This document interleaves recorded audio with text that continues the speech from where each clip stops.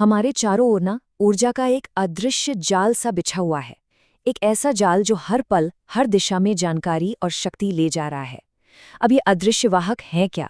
ये हैं तरंगे, यानी वेव्स। तो आज हम ध्वनि से लेकर प्रकाश तक इन्हीं तरंगों की फैसिनेटिंग दुनिया में उतरने वाले हैं। अच्छा, जरा सोचिए, एक स्पीकर से आती हुई आवाज, सूरज से आती रोशनी और एक रेडियो तक पहुंचने वाला सिग्नल। ये तीनों चीजें कितनी अलग लगती हैं, है ना?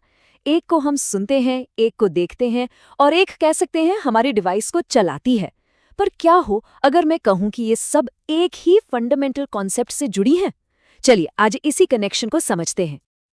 तो जवाब है, ये सब की सब वेव्स हैं, तरंगे। और तरंगों का सबसे जरूरी काम क्या है पता है? ये मैटर को नहीं, यानी पदार्थ को नहीं, बल्कि सिर्फ और सिर्फ एनर्जी को एक जगह से दूसरी जगह ले जाती हैं। इन्हें आप कह सकते हैं ब्रह्मांड की अल्टीमेट डिलीवरी सर्विस। तो चलिए इन्हें समझना शुरू करते हैं। देखिए, तरंगों को कैटेगराइज करने का या कह लीजिए कि इनको बांटने का सबसे पहला और सबसे फंडामेंटल तरीका है एक बहुत ही आसान सा सवाल पूछना। सवाल ये है, क्या इन्हें चलने के लिए किसी सहारे यानी एक मीडियम की जरूरत है?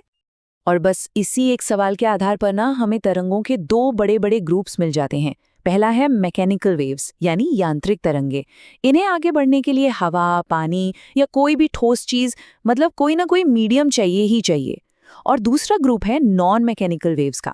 ये वो हैं जो बिना किसी सहारे के स्पेस के वैक्यूम में भी, मतलब एकदम खालीपन में भी आराम से सफर कर सकती हैं।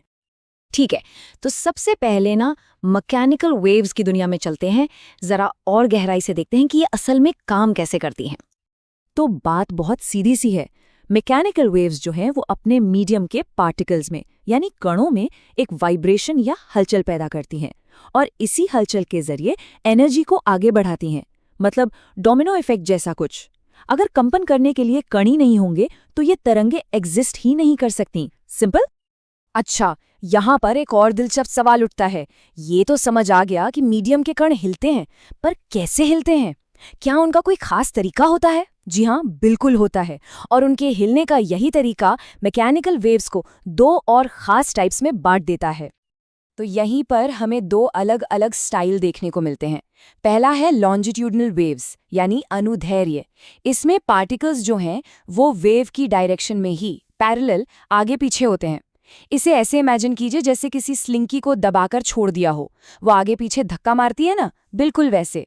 और दूसरा है ट्रांसवर्स वेव्स, यानी अनुप्रस्थ। इसमें पार्टिकल्स ऊपर नीचे या दाएं बाएं हिलते हैं, वेव की डायरेक्शन के परपेंडिकुलर। जैसे रस्सी को एक सिरे से झटका देने पर उसमें एक लहर बनती है ना। लॉन्गिट्यूडनल वेव का सबसे क्लासिक एग्जाम्पल है साउंड। जी हाँ, ध्वनि। जब हम बोलते हैं ना तो हवा के कण बिल्कुल इसी तरह आगे पीछे होकर साउंड एनर्जी को आगे बढ़ाते हैं। और एक मजेदार फैक्ट, इन तरंगों को पोलराइज नहीं किया जा सकता। पोलराइजेशन का मतलब है कि आप इनके कंपन की दिशा को फिल्टर नहीं कर सकते। जैसे कुछ खास सनग्लासेस लाइट को फिल्टर करते हैं ना, वैसा इनके साथ पॉसिबल नहीं है। तो चलिए अब कहानी के दूसरे हिस्से पर आते हैं। हमारे शुरुआती बंटवारे की दूसरी तरफ चलते हैं। अब बात करते हैं उन फैसिनेटिंग वेव्स की जिन्हें चलने के लिए किसी भी मीडियम की कोई जरूरत नहीं है। इन तरंगों को हम ज्यादातर एक और नाम से जानते हैं, इलेक्ट्रोमैग्नेटिक वेव्स, यानी विद्युत चुंबकीय तरंगे। और ये सच में अद्भुत हैं। सोचिए, यही वो वेव्स हैं जो सूरज की रोशनी और गर्मी को करोड़ों किलोमीटर के खाली स्पेस से पार करके हम तक पहुंचाती हैं।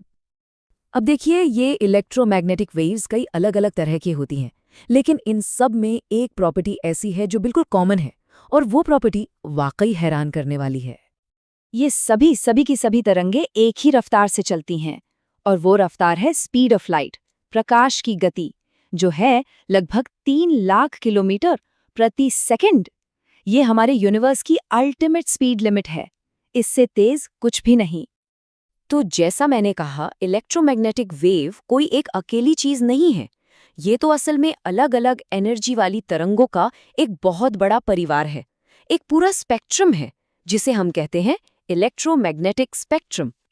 और ये फैमिली वाकई में बहुत पावरफुल और डाइवर्स है। जरा सोचिए, एक तरफ है हाई एनर्जी गामा रेज, जिनका इस्तेमाल कैंसर जैसी बीमारियों के इलाज में होता है। तो दूसरी तरफ है लो एनर्जी रेडियो वेव्स, जो हजारों किलोमीटर दूर से हम तक संगीत और खबरें पहुंचाती हैं। और इनके बीच में एक्स-रेज हैं जो टूटी हड्डियों का पता लगाती हैं, इंफ्रारेड है जिससे हमारा टीवी का रिमोट चलता है। ये सब हमारी रोजमर्रा की जिंदगी का हिस्सा हैं। तो सवाल ये है कि इन सभी अलग-अलग तरह की तरंगों में क्या कोई कनेक्शन है? कोई एक रूल जो सब पर लागू होता हो? जी हाँ, एक फंडामेंटल इक्वेशन है जो इन सबको एक साथ जोड़ता है। ये सिंपल सा दिखने वाला इक्वेशन तरंगों की दुनिया का मूल मंत्र है। Wave speed equals frequency into wavelength.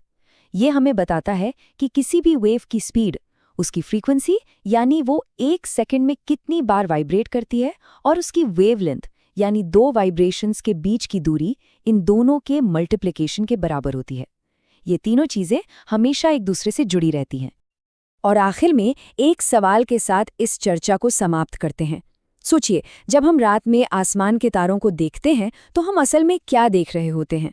हम देख रहे होते हैं प्रकाश की उन तरंगों को जिन्होंने अरबों साल का सफर तय किया है हम तक पहुंचने के लिए। ये सुदूर अतीत से आ रही इन्फॉर्मेशन है। तो ये सोचना कितना रोमांचक है कि न जाने और कौन सी नई जानकारी, कौन से अनसुलझे रहस्य इन तरंगों पर सवार होकर अभी इसी वक्त हम तक पहुंचने के रास्ते में हैं।